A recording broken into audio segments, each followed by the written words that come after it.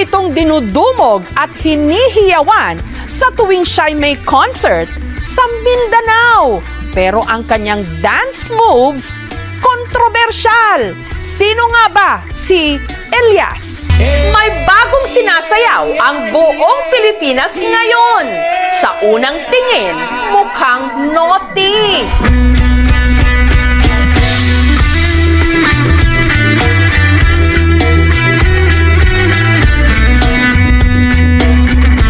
Kaya ang iba nagtaas agad ng kilay. Parang malaswa yung sayaw. Pero hindi nito napigilan ang pagiging viral ng dance steps na ito.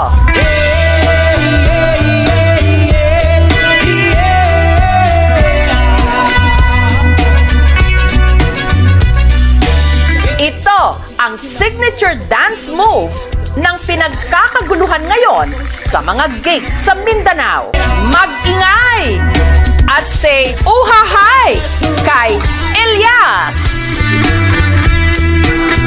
Si Elias, content creator at band vocalist ng bandang Kalumad. Sa linggong ito, dumayo sila sa Tiboli sa South Cotabato.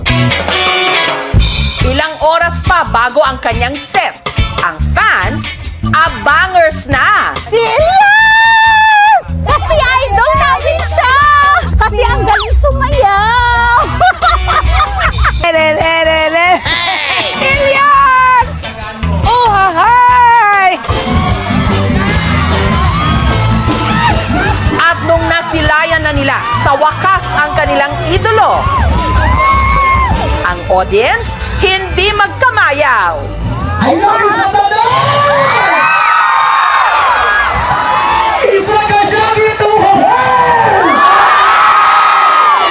Si Elias at patikim ng kanyang dance moves.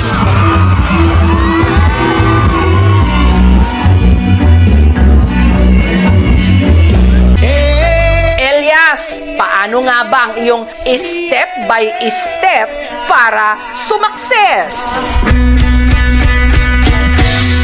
Childhood dream daw talaga ni Elias na mag-perform.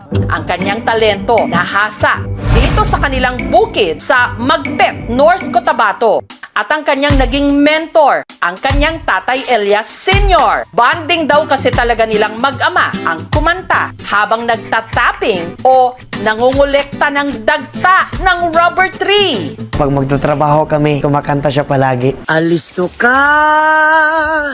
Magsakay ako ng kalabaw, magpakain ng damo, tapos dinadala ko yung lyrics. Ginapractice ko araw-araw hanggang sa kabisado na, kumbaga, April Boys at saka Aegis kasi mataas pa yung boses ko. Ngayon, hindi na. Masarap na lang. Ay! At sa mga nagsasabing mahalay ang pinauso niyang dance steps, ayon sa kanya, inspired daw ito ng kanilang hanap buhay. Kapag nagkakat ka kasi ng rubber is pag ganon. Ito ang puno, tapos hawakan mo yung puno, tapos kailangan mo ganito ang knife, hanggang ganyan, hanggang ibaba. Kaya ginawa ko, kumbaga ganyan, tapos ay! Ganon. Siguro nasa kanila na lang kung ano yung iisipin nila. O din yung punuan sa guma mga dol. Bata pa lang, nagtatapping na raw si Elias. Araw-araw kami masama sa nagkakat ng rubber, 3 AM. Tapos mag-aral ako paminsan-minsan nga. Kapag mag-school ako, mabaho pa yung kamay ko sa rubber. Pero kapag naibenta mo na, humot na yung kwarta. Dagta ng rubber tree ang kanilang hanap buhay. Sa pagtatapping, kumikita ang mag-ama ng 7,000 pesos kada ani. Kayo na makatabang sa mga, kuha na mo pamugas, sa gastos na mo sa among panimalay, maura gid among ginasaligan. Grade 2 lang daw si Elias nung ang kanyang nanay Ninita na masukang domestic helper sa Bahrain. Bilang isang ina, sobrang hirap talaga kasi siyempre na malayo ako sa kanila.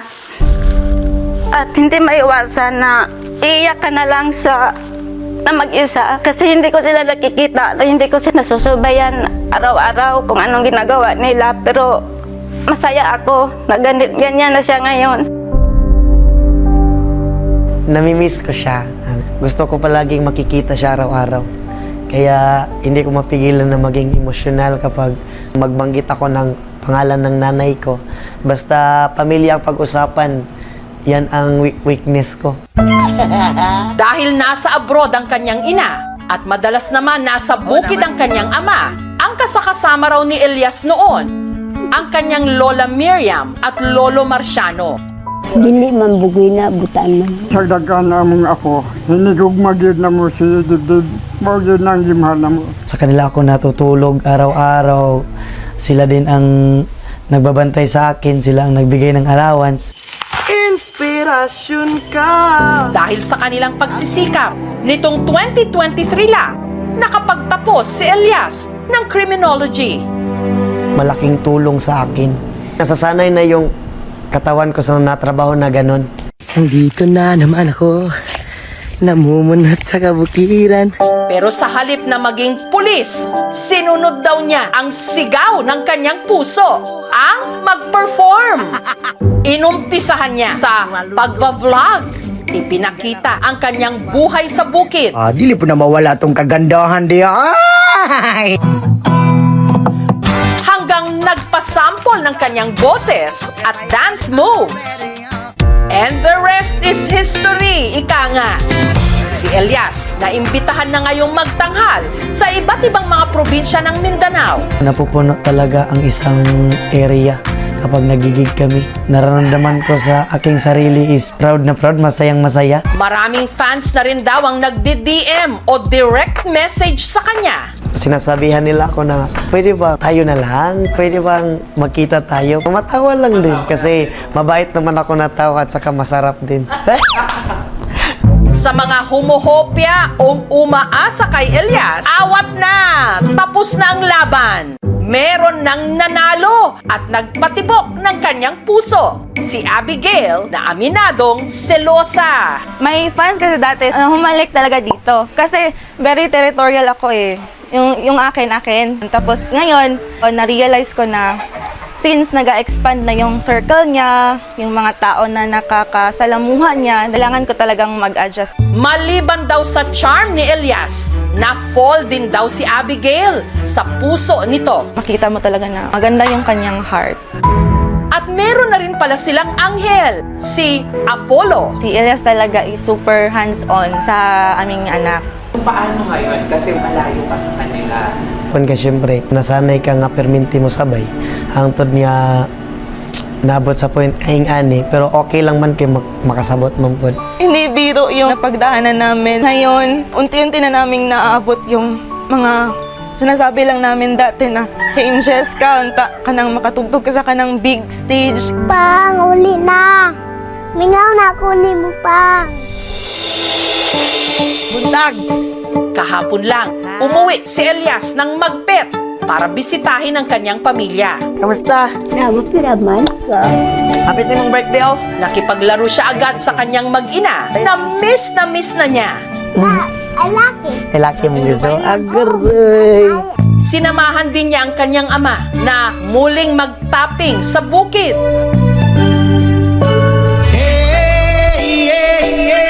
Na sinabayan pa niya ng pagsayaw.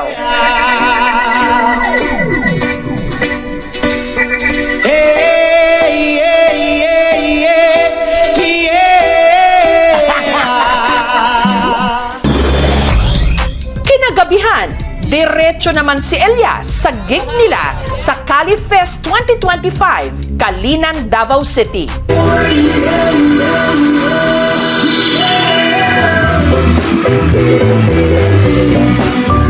Ang hindi alam ni Elias, may sorpresa mula sa kanyang #1 fan, ang kanyang nanay Ninita, all the way from Bahrain. Stay always humble at laging pasalamat sa Panginoon sa lahat ng na-achieve mo at laging mag-iingat sa bawat event na pupuntahan mo. Tatandaan mo na narito lang kami ng pamilya mo at laging susuporta sa magandang hangarin mo sa buhay. I love you, anak!